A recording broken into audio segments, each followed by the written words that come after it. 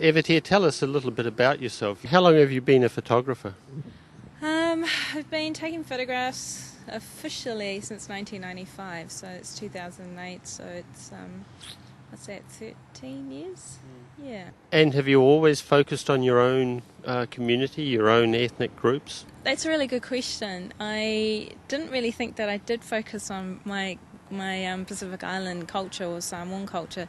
I think it was just something that was always there.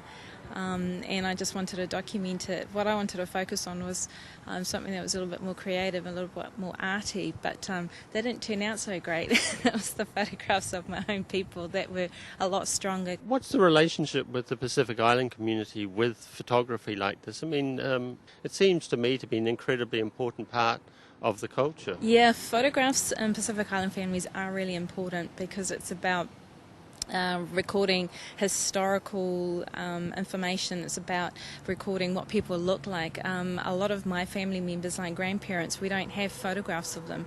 So only because they were so poor and the villages that they lived in were so far away that didn't have money to travel to Apia to go to the one photo studio and get your photo taken.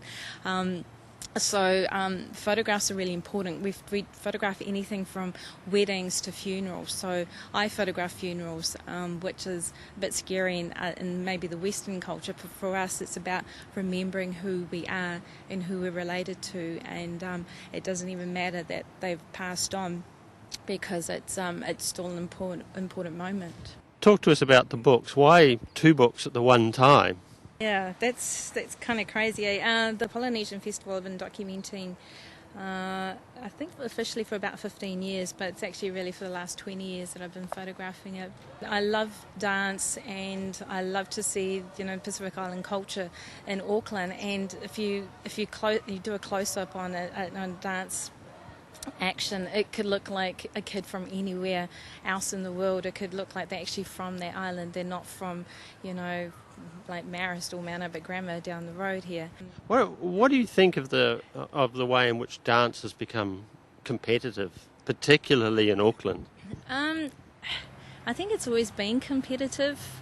I went to Auckland Girls and I didn't get into the Samoan group and neither did my sister, but that didn't stop us going along supporting the group. They've always been competitive. Competition is good. If you want to be the best, then you've got to be competitive and you've got to win somehow, and that's by cutting out people like Emmy and I who can't sing or dance very well. Now, a totally unfair question, but having been to the festival many times myself, it's easy pickings for a photographer, isn't it? It's not hard work to photograph Polyfest. Yes and no.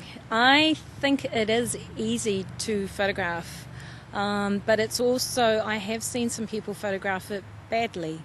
And well, give me a definition. What is a bad photo at Polyfest? It's just not getting that emotion, not getting just that delicate sort of hand detail in a dance movement. In other words, you need to know what to look for. Yeah, you do. You need to know what's going on. It's like photographing a rugby game. You need to know where on the sideline you need to be standing, who's got the ball, who they're going to pass it to, when a line out's going to be thrown. You just sort of need to know you need to be on the ball.